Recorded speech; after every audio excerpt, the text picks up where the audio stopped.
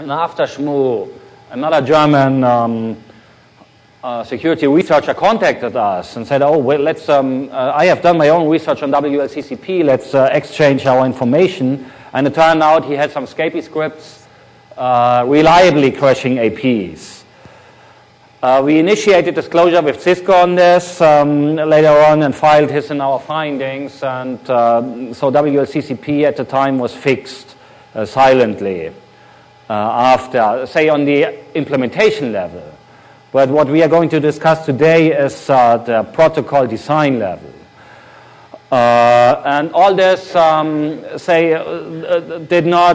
not suited to phase our interest down. We had the idea like, oh, there must be more within this protocol that might be interesting. Back on track, there's two particular, say, functions within WLCCP that are of interest for our talk. The first is WLCCP somehow assumes a hierarchy of the access points. And within that hierarchy, there is a so-called WDS master that is elected. And this WDS master serves as the point to cache cryptographic material, to distribute it and stuff. So it serves a major role within the overall picture. Second piece that will be of interest for us is the intra-AP communication that, again, is authenticated by LEAP. As for the master election, that master election is simply based on a priority that can be configured on the, say, access point. So one of the access points usually becomes the WDS master. Once it becomes WDS master, usually it doesn't serve clients anymore, as all the CPU cycles are reserved for taking care of keys and this kind of stuff. But this, say, raised the question, wait, okay, the election is done based on a priority. Wasn't there a long time ago another Cisco protocol that had the same mimics of electing some important point by priority? And right, there was a protocol, HSRP, and some of you might remember there have been quite a number of attacks and attacks tools against HSRP. The most known one is Yersinia.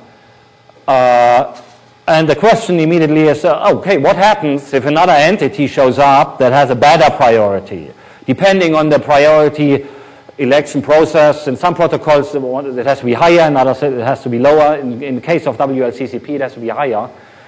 Whenever we can inject a device that has a better priority, it might, say, push the foreseen WDS master aside, take over the role, which might have the impact of first denial of service, as the role of the WDS master is no more performed correctly, or in the future, or subsequently, say, traffic redirection, like okay, force traffic or some communication processes to go through the WDS master.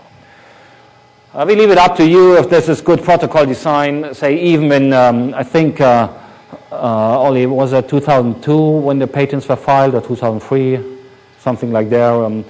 Even at the time, HSRP and the problems of HSRP were long known, so maybe it's not the best idea to implement priority-based master election. There's a question in the back. So I guess, to just come out and say it, why did they make the same mistake twice? Why do you think they did that in your opinion? I'll repeat the question. Yeah. The question was, do you have an idea why they repeated that mistake? My answer would be, to my perception, I've been working a lot in carrier space and in, say, vendor space. There is teams designing protocols. Those teams do not necessarily communicate to each other.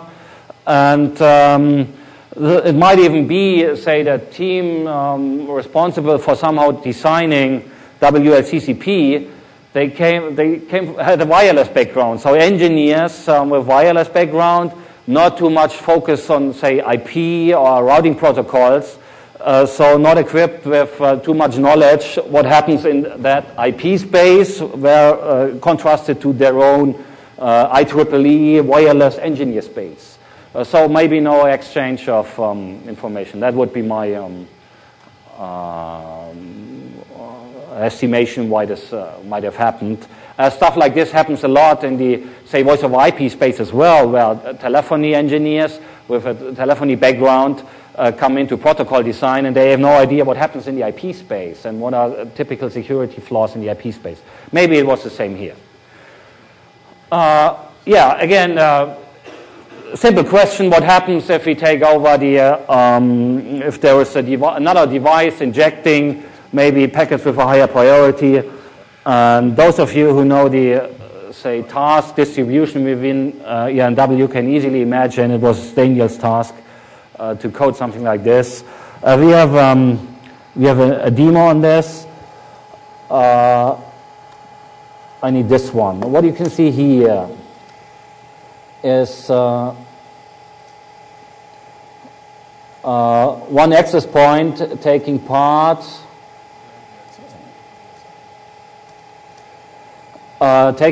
in this overall WDS structure, and that access, the WDS master in our case here, is the one that has in the last octet .10. So I'll turn on debugging for WLCCP packets, and Daniel, can you see this, or should we enlarge the font size? Is that okay? Okay. He coded a small tool with the not so creative name WLCCP attack, which injects packets with a given priority, and once he starts injecting, one can see in the back there was WLCCP packets showing up. There has somehow changed. You did most certainly you did not notice this. The MAC address of the sender has changed, and the packets are SCM advertisements, where SCM stands for subcontext, which is a certain, say, structure in the overall WLCCP picture. What is interesting is that once this is performed, the role of the WDS master has changed. It has been a .10 before, now it's a .222. So say a rogue party coming in, just announcing packets, and I mean, how many lines of code is the tool, Daniel? 200. 200 lines of code means the up to that point, current WDS master doesn't serve its role anymore, which at this point of the development of the tool has a denial of service impact. Now, this access point tries to undergo leap authentication with the WDS master, which is Daniel's laptop, which doesn't provide leap authentication.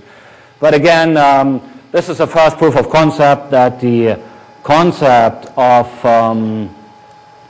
a priority-based election of somehow important infrastructure devices might not be the best idea without, say, any authentication at that point of time.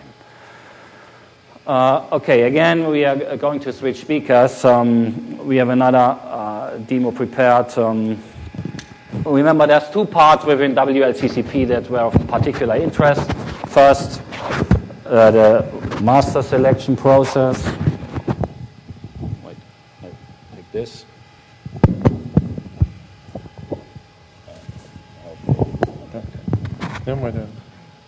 Yeah, sorry for that. Yeah, but it should kind of unhandy with one. You hear me? Yeah, great. So, I mean, the second part of WLCCP, which is interesting, is what we call the intra-IP communication, because there's this WDS master, which does all the controlling and management, and there are I would call it them slave access points, because they're just doing they're doing the real wireless stuff, but they're from a management view, they are just slaves.